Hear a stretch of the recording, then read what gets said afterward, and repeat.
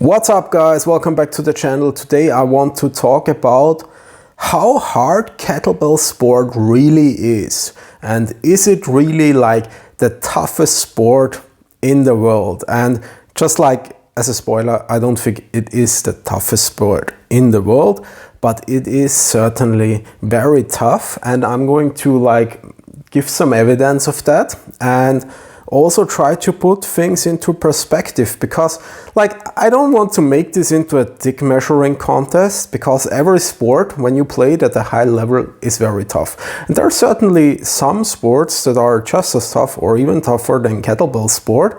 But on the other hand, I want to give some encouragement to people who may be struggling in their kettlebell sport journey, to kind of show them that it's normal, because it's inherently a difficult sport. And here I got a comment by a friend of the channel, and I know this person, and I can confirm that everything he says here is true. So he writes, "I hope I will also challenge the mental part in the sport someday.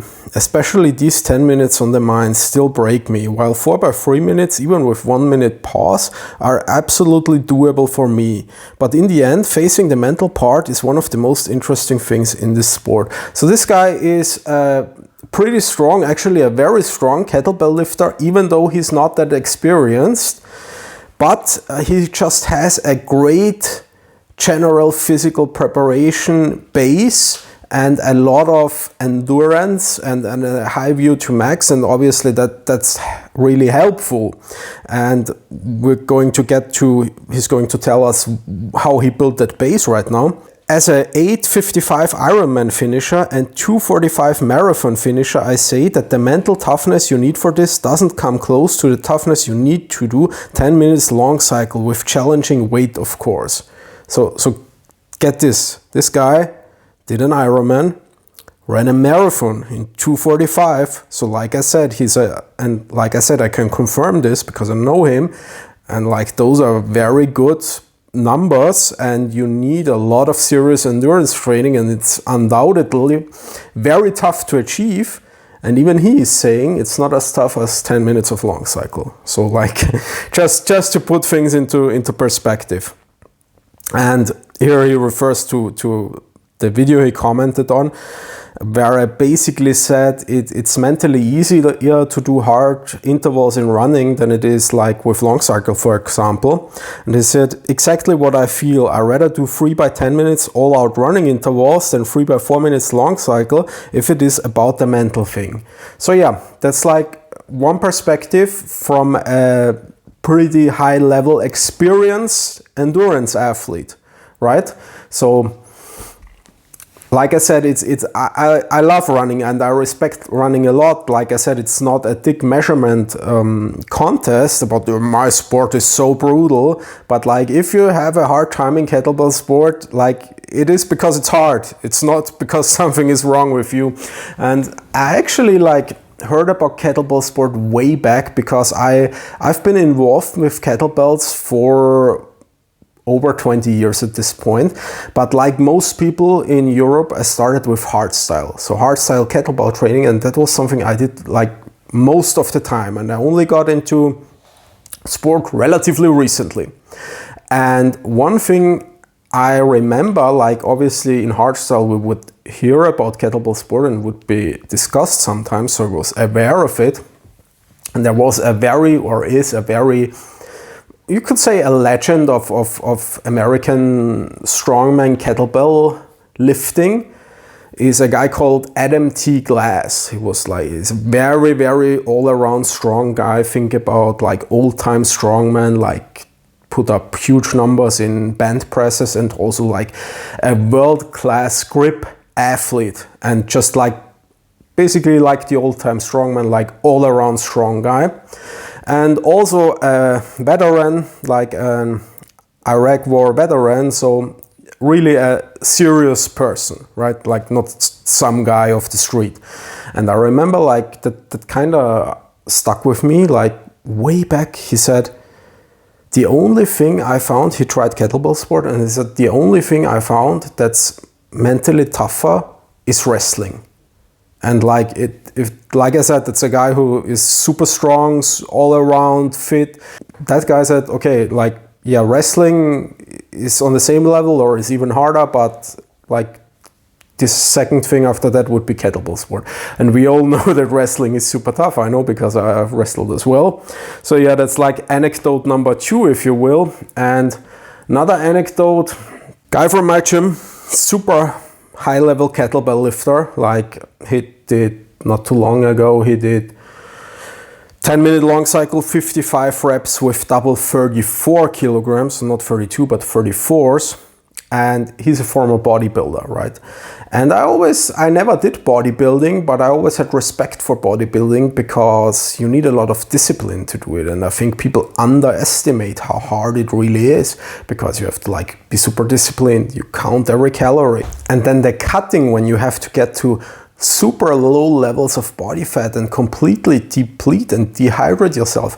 And I remember I saw this firsthand last year when I competed at an expo in kettlebell sport, and it was in a stadium here in St. Petersburg, and there were like all kinds of different sports like powerlifting, kettlebell sport, and also bodybuilding, right? And there was like this garage, so like I said, it was like a football stadium kinda, and there was like this garage where the bodybuilders were preparing for their shows, and they were like completely like in bad shape, like looked like shit, like covered up like in blankets because they were so cold, because they were like so depleted, right? And had no strength, and all they could do was like get up, do their show, and then like kind of collapse again. And that's when I really saw how much like those guys are also sacrificing to get so shredded and get stage ready. And back to the guy I talked about, the kettlebell lifter, or the bodybuilder turned kettlebell lifter, I told him, well, bodybuilding like is no joke as well. You need a lot of discipline to do this stuff and to like really get stage ready. And he said, yeah, kind of like it's difficult, but it's not as difficult as kettlebell lifting, right? So that's kind of like 3 accounts from 3 different people, from 3 different backgrounds, who all said like kettlebell lifting is like serious work. So what can we do with this information other than jerk ourselves off and tell ourselves how tough we are, how badass? Well, we can remind ourselves of the fact that we're attempting something very difficult, right? And sometimes if we're struggling, if we feel like it's tough, it's not because we're losers or there's something inherently wrong with us, but it's because we're just doing something that's inherently difficult. And it's good to remind ourselves of that and kind of like be kind and gentle with ourselves and be patient, right? And the other thing is like the question arises, okay, like this stuff is so difficult, like is this even like realistic for a normal person? And I would say yes. I think we tend to baby people a little too much in kettlebell sport. We always come at it with the assumption like, yeah, this stuff is like for us is cool, or for some people it's cool, but it's not for the masses because it's too hard. And I disagree. People are willing to do things that are hard, like even a fucking Hyrox, right? Even a Hyrox, if you're doing a Hyrox, you're basically in zone 5 the entire time. Like it's not an easy thing to do. People are running marathons, right? And it's like also kind of like there's a specificity to the preparation. Like now I'm mentally very well prepared for kettlebell sport, but if you throw me into marathon training right now, it will also be mentally challenging for me in the beginning until I adapt, right? Because people are even running like ultra marathons, like regular people with jobs and stuff. So like, why wouldn't they be willing to also lift kettlebells?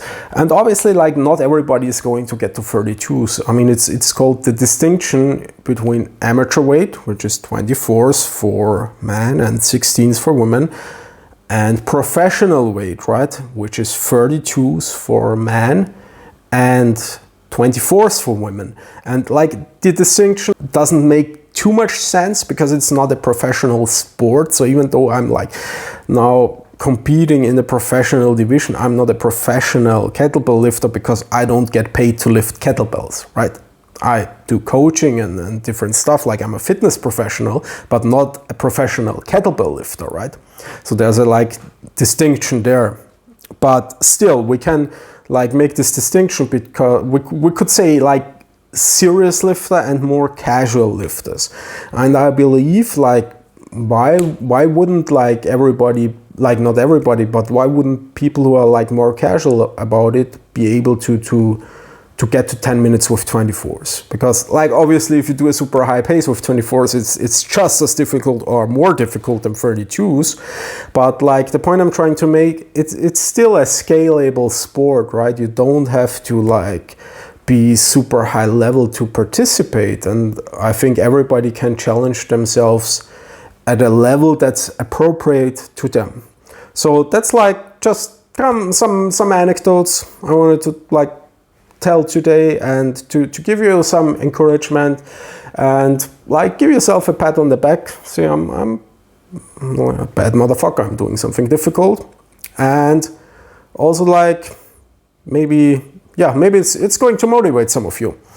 All right guys, I'm going to put out some more informative videos soon, like probably tomorrow I'm going to film, or somewhere within the next days I'm going to film the third installment of the Kettlebell Sport Programming series, and then also we have to do some technique videos. I'm not going to run out of topics anytime soon. See you guys next time.